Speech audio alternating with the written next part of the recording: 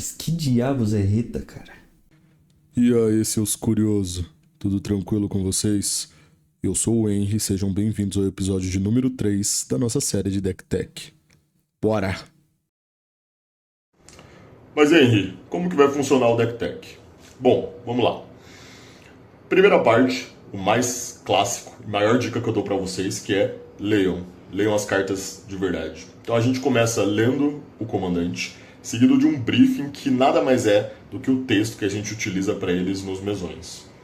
A partir disso, eu separo o deck que a gente vai mostrar nas sessões, igual eu faço na ideia do deck building, eu monto da mesma forma, e a gente começa a detalhar sessão por sessão, mostrando aí sim todas as cartas que tem no deck. Então a gente vai passar pelas 100 cartas, comigo explicando ali mais ou menos a ideia do porquê. A partir daí, eu faço uma finalização explicando qual é a sensação de pilotar esse deck, para também tentar ali entender qual tipo de jogador eu acho que esse deck iria fazer mais sentido. E a gente encerra comigo pontuando alguma cena ou algum momento que esse deck teve em algum de nossos mesões. Tudo bem? Fechou? Então bora! E pro terceiro deck tech, bora de Homem-Aranha? Scarlet Spider, Ben Riley. Spider Pig, does whatever a Spider Pig does. Can he swing from a web? Bom, então no nosso deck tech do Miranha temos a Scarlet Spider, Ben Riley. Ele é um comandante de custo 3, uma genérica e Gru, e ele tem a primeira habilidade como Web Slinging, para Gru, ou seja, eu posso castar essa spell por vermelho e verde se eu também retornar uma criatura tapada que eu controlo para a mão do dono. Também tem Trample, e a última habilidade é Sensational Save. Se a Scarlet Spider for castada pelo Web Slinging, ela entra com X marcadores +1/+1, onde X é o custo da criatura que eu retornei. Então esse é um Gru Fling, que abusa da habilidade de Web Slinging, utilizando seu comandante como sacrifício e castando ele diversas vezes da zona de comando, buffando efeitos de quantidade de cash, principalmente do Opal Palace. O deck busca ganhar por efeitos de Fling ou Voltron pela sinergia do comandante com a Land. É um deck de Power Level 7 de 10, está numa média ali de 100, R$110 na Liga Magic, tendo a carta mais cara, um Momentus Fall, que é uma das peças de draw. Então, para esse deck, a gente vai separar ele em 6 sessões. Nós temos as lands, os ramps, os removals, os sack outlets, que são as coisas que vai fazer eu sacrificar a Scarlet Spider, o draw e algumas good stuff. Né? Vocês podem ver que aqui a gente não tem o que normalmente tem em todos os nossos decks, que é a parte de proteção. Porque, mais uma vez, o deck ele é pautado em eu castar a Scarlet Spider. Então não é um deck que eu estou muito preocupado em ter que proteger ela. Na verdade, ao contrário, eu vou tentar destruir ela o máximo de vezes que eu posso. E se outra pessoa também acabar destruindo ela ali antes do dano, antes de alguma coisa, paciência, mas pra gente não vale o slot de proteção para um deck desse arquétipo, né? Primeira seção do deck, nós temos as lands, que eu vou separar ela em 3 partes. Nós temos as básicas, as de correção de mana e as utilitárias. Aqui acaba sendo uma das seções mais importantes do deck, porque como eu falei lá no texto inicial, o deck ele usa muito de um efeito de uma land específico, ali nas utilitárias, mas a gente já chega nela. Então, primeiramente nas básicas, nós temos 15 florestas e 9 montanhas. Vocês podem perceber que o deck ele não é tão assim predominantemente verde, a maior parte do fling é no vermelho, porém a parte de draw e a parte principalmente das mana dork, que é o que faz o deck acontecer, porque essa mana dork que eu vou voltar para minha mão com o Web Slinging é verde. Então eu ainda assim prefiro dar essa prioridade para a cor verde. Né? Nas de correção de mana, a gente tem Command Tower, Cinderglade, Game Trail, Path to Ancestry e Rootbound Crag. Aqui é bem padrão, a gente tem a de revelar, tem as de check, tem Command Tower, mas aqui principalmente é a Path to Ancestry, normalmente está no deck, nos decks de múltiplas cores, só para correção de mana. Aqui acaba sendo interessante, porque como eu recasto diversas vezes a Scarlet Spider, eu consigo abusar desse Scry também, né, usando o Path e tem uma vantagem ainda maior nesse deck. Utilitárias, a gente tem as de destruição de não básica, Demolition Field, Field of Ruin, clássicos dos nossos decks. Temos as duas de Hideaway, Mossworth Bridge e Spine Rock Null. Também as duas são bem fáceis de conseguir fazer nesse deck. Temos Rogue Passage, porque chega uma hora que a Scarlet Spider está muito grande, então é interessante a gente ter essa ideia. Temos High Market e Casus Fury, que são duas lanes em opção de sacrificar a Scarlet Spider, e daí o Casus Fury na parte de trás é uma land.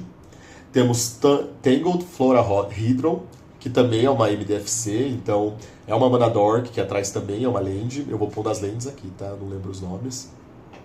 E daí temos as duas, talvez, principais do deck, que faz com que a ideia inicial veio a partir delas.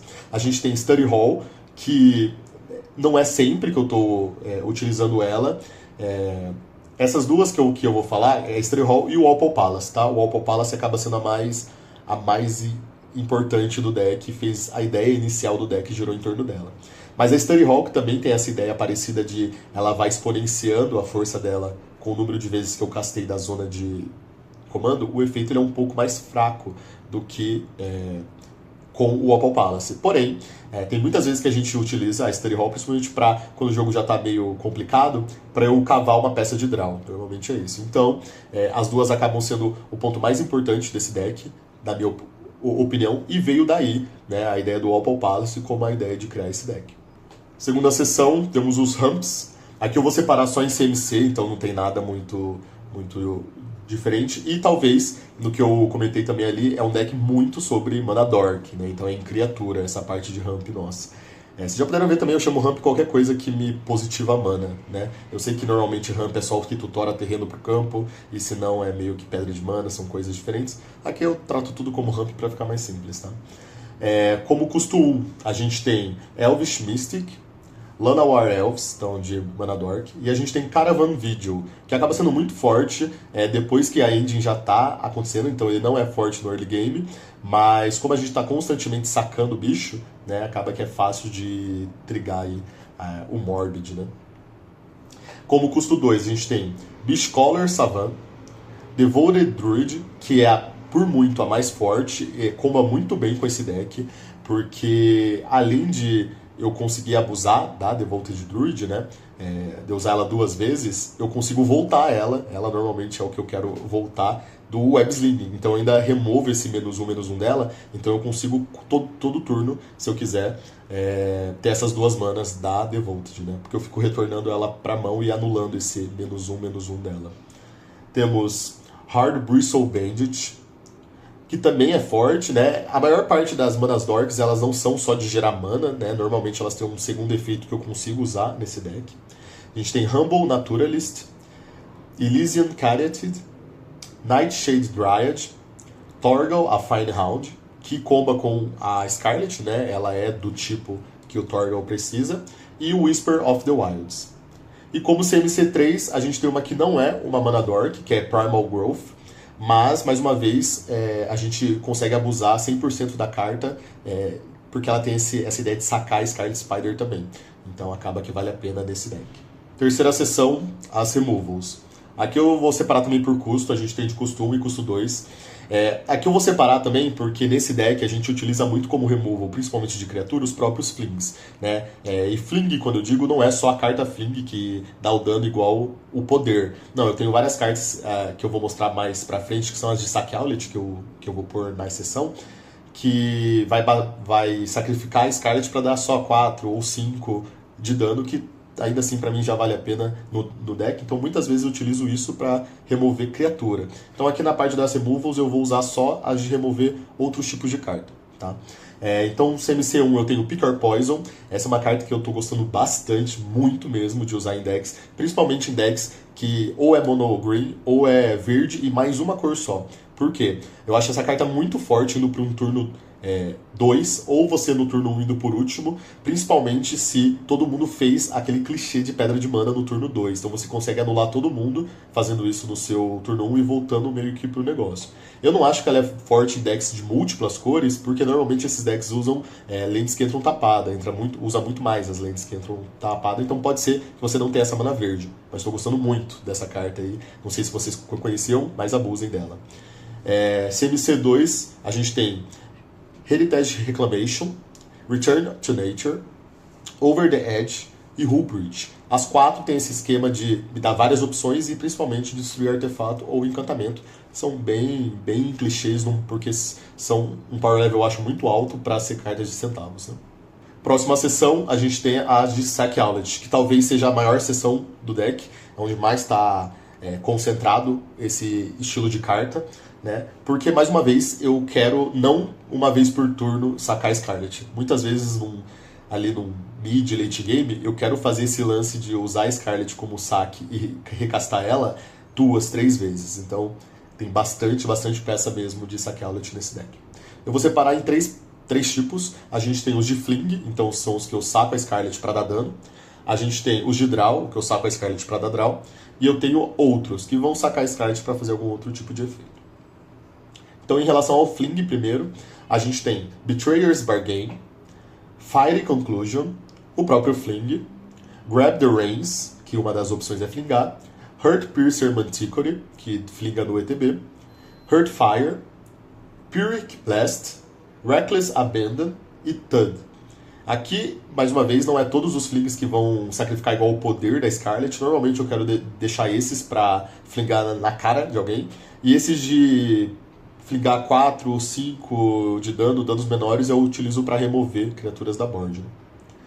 Sack Outlet para Draw, a gente tem Culling Days, que é um pouco mais lento, mas funciona.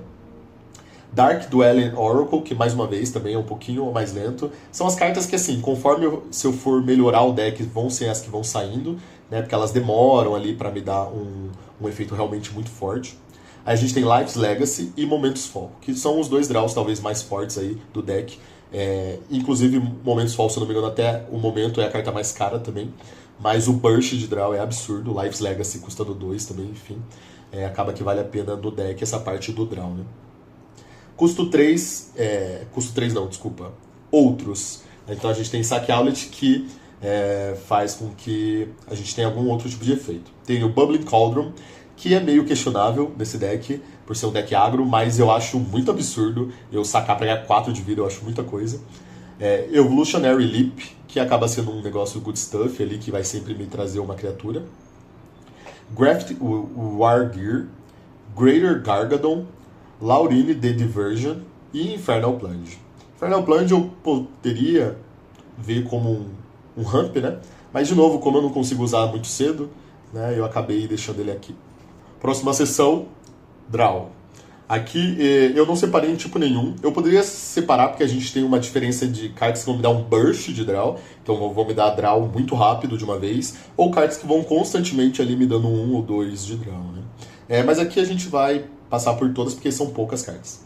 Então a gente tem Garruk, Primal Hunter, então é um Planeswalker que a do meio dele vai me dar draw igual o poder. Então isso acaba sendo muito forte nesse deck, porque é muito rápido da Scarlet Spider crescer demais, principalmente se eu combar o Opal Palace com o próprio efeito dela, né? Então ela entra com um poder relativamente muito alto, tá?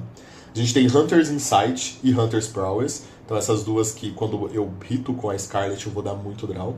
A gente tem Rishkar Expertise, e Soul Majesty, então nesse mesmo esquema é o poder da Scarlet, então é um burst muito grande. A gente tem Snort, que eu gosto muito, mais uma carta que eu tô gostando muito de usar, principalmente para deck que desaba a mão e daí se só sobra ela na minha mão, acho que vale muito a pena. Porque mesmo que os outros façam isso, e pode parecer meio estranho, eu dar 5 de dano em todo mundo para um deck já agro, acho que vale muito a pena, tá?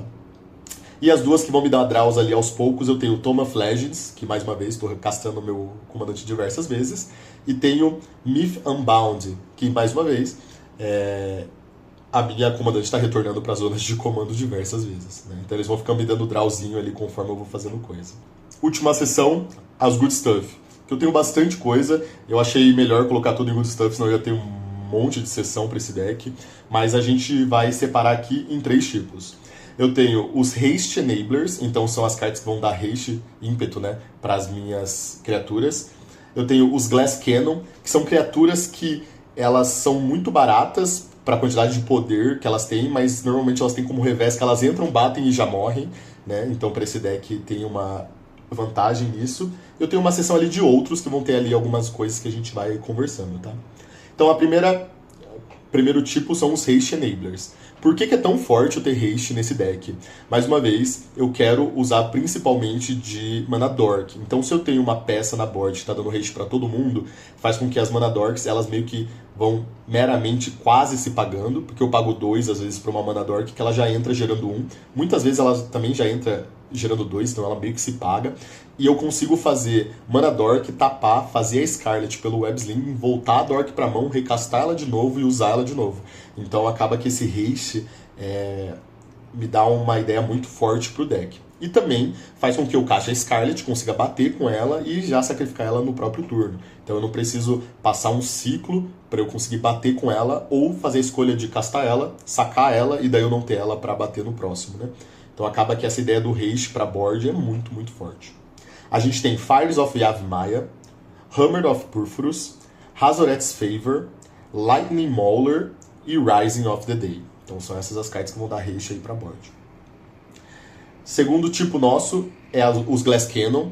Então aqui eu vou mostrar para vocês os bichos para entender melhor, para quem não entendeu quando eu expliquei. Eu tenho Arc Runner, Ball Lightning, Cosmic Larva e Hell's Thunder. Então são bichos que têm essa coisa meio incomum de eles custam muito pouco pro tamanho que é o poder deles. Nem todos têm haste, então também o teu haste enabler lá é forte para esses bichos. E por que é tão forte nesse deck? Eu tenho duas opções. Mais uma vez, eu tenho muita peça que no meu deck que comba com o poder da criatura que eu estou sacrificando. Seja Fling ou seja Draw. Então eu tenho uma criatura barata de poder muito alto, já me ajuda para isso. Mas o mais importante, muitas vezes eu consigo baixar essas criaturas, bater com elas e antes delas se sacrificarem, eu retorno elas pelo Web Sling, encastando a Scarlet. Então eu consigo ficar fazendo elas todo turno. Então acaba que faz bastante sentido e é muito forte nesse deck. Não a ponto de eu ter mais cópias, né? Mas eu acho que é mais do que o suficiente para ele. Terceira parte, e para finalizar, a gente tem os outros. Aqui, nos próprios outros, a gente tem alguns tipos. Então eu vou iniciar com um pequenininho package de combo que a gente tem nesse deck, que é com a Devoted Druid. Então aqui eu já mostrei para vocês, Devoted Druid, ela é uma Dork que eu consigo destapar ela, colocando um -1/-1 nela. Primeira carta que comba com ela é o Hexavos. Pela última habilidade dele, eu consigo tirar o -1/-1 da Devoted Druid, usar a mana que eu usei com ela e pampar o Hexavos. Então o que ele me gera, tendo essas duas cartas na board, é um Hexavos infinito. Mais uma vez, por que isso não é tão ruim? Primeiro, eu tenho tanto Haste Enabler que eu consigo bater com ele e eliminar um, e eu consigo depois flingar ele e eliminar outro, então isso é uma opção, tá? E eu também consigo comprar o meu deck inteiro se eu quiser com alguma peça de poder, né? Eu só não coloco infinito, eu vejo quantas cartas eu tenho no deck, ele se torna esse poder e eu compro o meu deck inteiro se eu precisar do meu deck para ganhar o jogo, né? Outro combo que a gente tem é com a Yvelane Denizen, junto com o Presence of Gold. Aqui pode ficar meio estranho do porquê que esse é um combo que exige mais peças, e eu tenho que colocar o Presence of Gold na Devoted, né? E daí faz com que eu tape a Devoted para gerar um token.